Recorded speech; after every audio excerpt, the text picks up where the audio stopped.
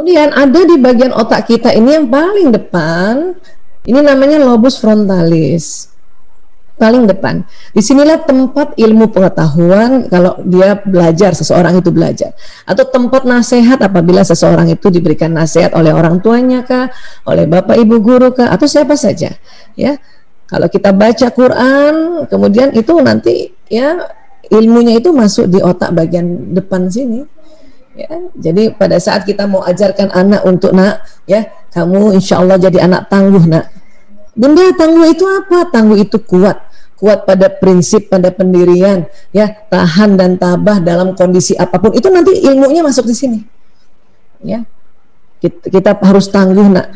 Kita harus kuat dan kita harus tahan dan kita harus yakin Allah Maha ya segalanya. Itu ilmunya masuk di sini. Masuk di sini. Ya, lewat mana? Lewat panca indera, lewat telinga, lewat mata, lewat ucapan dia, lewat penghiduan, ya, lewat gerakan itu nanti ya masuk ke dalam lobus frontalis. Ya. Jadi apa yang ibu bapak nasihati anak, ajarkan anak masuknya ke sini. Ya, nah sekarang dari otak ini ada batang otak, ini otak besar ya, ini otak kecil, ini ada batang otak. Nanti jalan serabut-serabut saraf itu yang besar serabutnya itu. Ya, berkas sabur-sabur saraf ke tulang belakang. Ini yang namanya disebut sumsum tulang belakang. Ya. Nah ini, nanti dari tulang belakang keluar sistem saraf ke seluruh tubuh, mulai ke wajah, ya, ke seluruh tubuh, ke tangan, ke kaki, ke pencernaan yang di dalam ini, ya, dia akan jalan ke seluruh tubuh, masya Allah. Ya.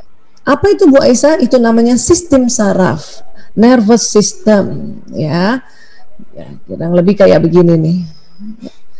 Ini apa sih maksudnya Bu Aisyah? Ini kerjanya kayak apa sih? Nah, mari kalau kita analogikan sistem saraf ini kerjanya tuh kayak kabel listrik. Dia jalan listrik di sistem saraf ini. Membawa apa Bu Aisyah? Membawa apa yang diucapkan, apa yang didengar, apa yang dilihat, apa yang dihidu, ya, apa yang disentuh oleh tangan, oleh kinestetik kita, apa yang dipikirkan dan apa yang nanti ya ada di sini banyak sekali program-program yang Allah berikan pada seseorang manusia, ya. Nah, jadi kalau kita ajarkan anak kata tangguh itu dari kecil ya, atau barangkali ada anak yang dikasih nama tangguh. Masya Allah ya. Nah, kita ajarkan bahwa tangguh itu nak, ya orang yang punya prinsip. Ya, nanti diajarkan, nanti dia pasti tanya prinsip itu apa. Ya, prinsip itu adalah sesuatu yang kita pegang. Jadi kalau kita menghadapi sesuatu, ya ada hal-hal yang kita pegang. Anak-anak kan kadang-kadang nanya terus ya, nggak apa-apa, jawab aja sebisanya ibunda. Kalau bunda bilang, aduh apa ya, kita cari yuk ya di kamus bahasa gitu, misalnya. Ya, kemudian tahan nak dan tabah, apalagi sekarang pandemi, ya. Apalagi sekarang sekolahnya online ya nak, nggak ketemu teman-teman ya, sabar ya nak ya, tabah ya nak, ya itu juga mengajarkan ketangguhan. Bu Aisyah, kalau anak saya suka nangis itu tangguh nggak ya? Tangguh bukan berarti kita nggak bisa nangis, tangguh bukan berarti kita nggak boleh nangis kalau masalah nangis ya. Jadi kalau ibu-ibu yang tangguh, kalau suatu ketika sedih, suatu ketika capek sekali, terus air mata keluar, itu bukan tidak tangguh namanya. Itu tetap tangguh. Bahkan air mata yang Allah ciptakan itu adalah untuk pelepasan dari segala kepenatan, keletihan, kecemasan, kesedihan dan sebagainya. Ya, ini harus kita luruskan dulu. Karena banyak ibu-ibu menganggap saya nggak tangguh Bu Aisyah. Kenapa nggak tangguhnya? Saya sering menangis. Oh itu bukan nggak tangguh Bu. Ya. Air mata itu apalagi buat ibu-ibu itu adalah pembasuh luka, ya, pembasuh luka kita, ya. Maka anak-anak juga mungkin sekarang kan bosan dia di rumah terus, yang biasanya ada temennya, ya. Kemudian suatu ketika dia nangis, itu artinya bukan tidak tangguh, itu tetap juga tangguh. Biarkan air mata dia juga pembasuh lukanya, karena kadang-kadang anak juga bingung harus ngapain, ya. Oke. Nah sekarang, ya, menurut pengamatan saya pribadi dan juga pengamatan para ahli mengatakan kalau mau membuat anak-anak tangguh maka kita dulu orang tuanya harus tangguh. Caranya gimana Bu Aisyah supaya saya tangguh ya? Udah telanjur besar gini nggak tahu cara belajarnya gimana gitu ya. Oh tenang ya. Pokoknya ya cara yang pertama adalah kita niatkan dulu.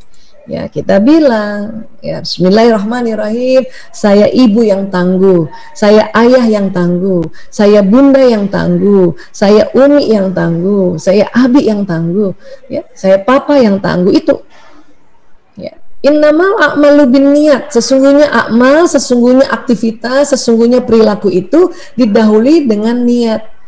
Makanya ya kalau kita mau diri kita tangguh atau mau diri kita bijak, mau diri kita sesuatu apa yang kita harapkan, itu diucapkan dulu. Ya, Bismillahirrahmanirrahim. Kalimat basmalah saja waktu kita ucapkan Bismillahirrahmanirrahim dengan nama Allah yang Maha Pengasih lagi Maha Penyayang, itu pesan itu jalan ke sistem saraf. Dia jalan ke atas, nanti ya terekam di otak bagian depan, kemudian ya Bismillahirrahmanirrahim jalan ke seluruh tubuh. Sel tubuh manusia, ya menurut Bapak Agus Mustafa, Insinyur Kiai Agus Mustafa, beliau melakukan penelitian di Surabaya dibantu oleh Universitas Airlangga. Beliau mendapati apa? Ya, sel tubuh manusia senang sekali kalau dapat pesan ada kata Allahnya. Apalagi kalau kita bilang ya Allah, itu jalan tuh Bu. Ya. Sekarang ayo Bapak Ibu kita luruskan niat dulu yuk. Jangan kita baca basmalah yuk. Bismillahirrahmanirrahim. Saya ibu yang tangguh. Atau apa panggilan ibu apa sih? Bunda kah, umi kah, mama kah? Ya sebut saja ya. Bismillahirrahmanirrahim. Saya sebut ya, yang tangguh. Ayah juga begitu, panggilannya apa? Ayah kah, bapak kah, papa kah, abi? Itu jalan di badan kita tuh. Jalan. Dan nanti ya karena kita memulainya dengan basmalah, maka sel tubuh ini senang sekali. Ya, sel-sel tubuh ini senang kata Allah jalan di sistem saraf. Dan juga kalimat yang ada Allahnya. Bismillahirrahmanirrahim. La ilaha illallah. La haula wa la quwata illa billahil aliyul lazim. Nah, ini senang banget badan. Ya. Nah, ini sistem saraf. Kemudian apalagi sih sistem yang ada di dalam tubuh? Nah, sistem yang populer juga adalah pembuluh darah. Ini arteri, nanti ada lagi vena, ya ini yang arteri. Ya. Pembuluh darah ini ya membawa apa boleh saya? Membawa darah. Pada saat kita melafazkan ya Bismillahirrahmanirrahim, saya ibu yang tangguh, itu jalan di sistem saraf. Dan sistem saraf ini juga memberikan pesan pada pembuluh darah ini, pada jantung, pada otak dan sebagainya. Maka jantung akan bekerja dengan sangat-sangat teratur, sangat bagus ya, kualitasnya bagus sehingga darah yang ke otak juga ya itu cukup. Tidak kelebihan, tidak kekurangan, cukup. Itu pengaruh sekali ya.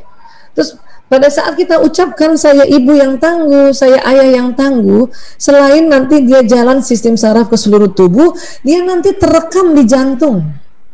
Terekam di jantung. Kok terekam di jantung, Mbak Isa? Iya, nanti kita perdalam lagi ya. Ya terekam di jantung.